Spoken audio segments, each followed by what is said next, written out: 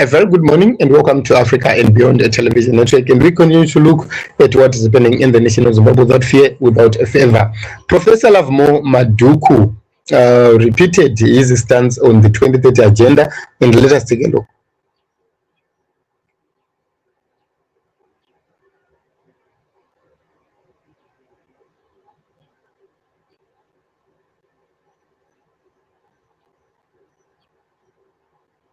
It's a complete nonsense to say that a president has anything called a project. There's nothing like that. Presidents come into office to govern for a period that they are given. Whatever they want to do, they do it within that given period. If they have anything that remains unfinished, it is not for them to say, I want to finish. There will be an election. The next president will decide whether they want to continue with that or not. And no one has said that what is being done is actually so important that it must continue to be done by the same person. Let's say you are building a road. Your term can just simply come to an end, and whoever comes in would continue to build that road. They will not stand halfway, because these are projects for the country. They are not projects for the president. So the argument politically would apply in any country, because whoever is in office anywhere in the world would be doing certain things. So the issue of a term limit is to deal and promote governance. If you are in office and you know you are elected for 4 years, you must do your things within the 4 years. So it's true that Mnangagwa would have focused on delivering in the years which he got from 2018 up to 2028. You can see those are 10 full years, and there is nothing to talk about. What you can reflect as a legacy of Emmerson Mnangagwa is impoverished civil service. That is what he achieved. It's about the a lot of people plunging into poverty. And that is the legacy of President Emmerson Mnangagwa. We can talk of land invasions, which are happening in Mwenezi, in Chirezi, and everywhere across Zimbabwe. That is the legacy of this president. So for him to continue to say, I want to go to 2030, with this mindset of invasions, with this mindset of taking away from the poor and from the masses, it can't be. So I think the biggest problem which we have is personalization of the government, where everything is believed or is thought to be centered on one person. That is Emmerson Mnangagwa. That is the biggest problem which we have. So if you are a president, you have to create a team which is competent. And from your party, you must have someone who you trust that this person can and will be able to complete whatever which I have started in the case that he wins the next election. So you can see that ZANU-PF does not have a plan, especially succession plan. They don't have it. And they don't even trust each other. Why? It's because we are being presided over by a group of corrupt cabals, a group of people who are very corrupt to the core. So when you're looking at this whole thing, you would understand the fears of this mafia, that they've looted so much that they cannot afford to lose the looting table. So when you're looking at what they want to bring, you cannot bring a system where Mnangagwa is the one who appoints the Chief Justice. After appointing the Chief Justice, the same Chief Justice presides over his election. So you can see that this is something else. No party agents are allowed. No one can voice. No one can do anything about it. So it's a club of people who believe that power is theirs by birth. Something which is wrong and something which is unheard of. So instead of them delivering, instead of them making sure that they bring policies which are positive, they are busy running around about 2030. They are busy running about to stay in power for far too long, to extend their stay and their tenure. And doing what exactly? They've done nothing.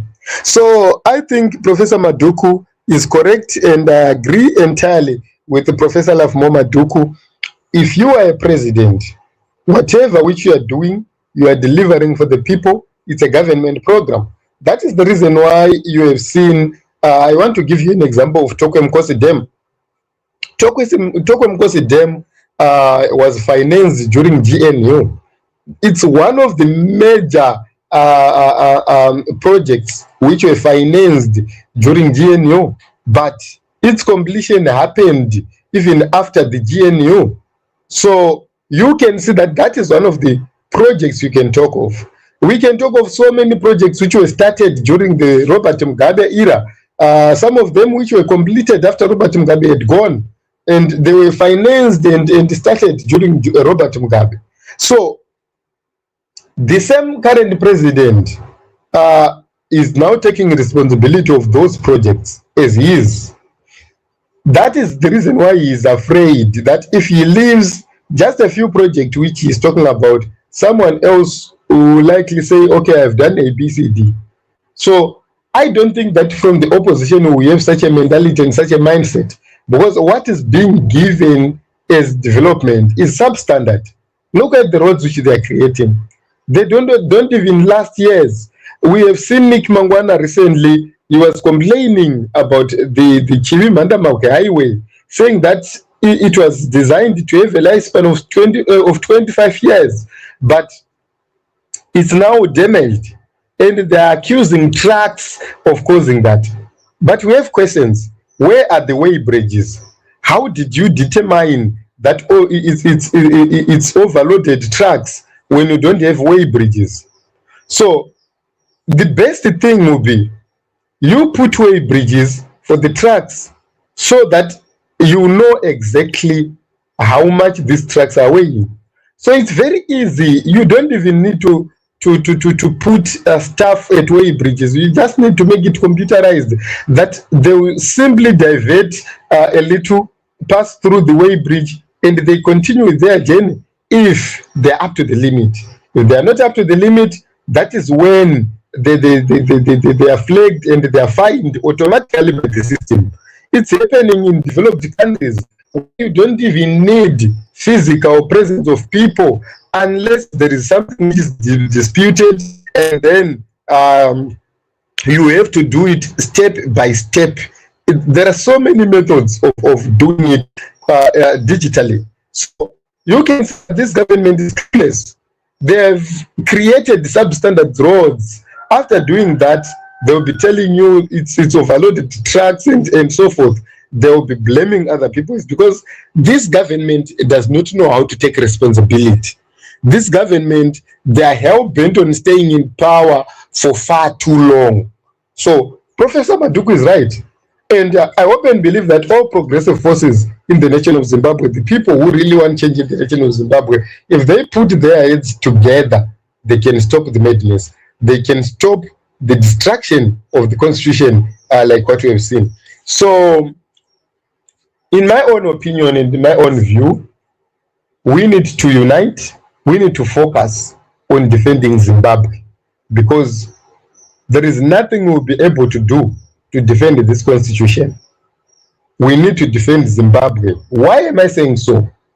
The moment you say we want to defend the constitution, and the constitution can be amended, what it means, you have to prolong this process from now up until, for example, you have 90 days now. You can't take action. Why? It's because this matter we have to go through public hearings. It will have to go through parliament. After it has been debated in parliament, after it has been passed in parliament, then you ask a question, where is the referendum? So as of now, everything is being done according to the law. So for you to make a move and say, what Mnangagwa is doing is wrong right now, legally, he has not done anything wrong, because the matter will go to it has been it will be gazetted, and it will have the 90-day period. It will go through parliament. Then if a referendum is not placed, that is when you can say you are now going out of the constitution, because these amendments, they need to be passed by the people. So that is the reason why you see, if we do things prematurely, we are bound to lose. So that is the biggest problem which we have. And a lot of these intellectuals and these powerful people, they always ignore those things because to some extent, you will say, I think these people are working together, because they will rush the processes, or they will, before the processes are completed, they will rush ahead of the processes. And then that is when you see the Constitutional Court coming up with bogus rulings and things. And then you pacify ZANU-PF the more. So I think we need to be strategic. We need to think deep. We don't need to be emotional. We don't need to be reactive. We don't need to rush. We need to think critically. And then we make decisions which are critical. We make decisions which are sound, and decisions which are going to make this whole mess get sorted out. So thank you very much, everyone.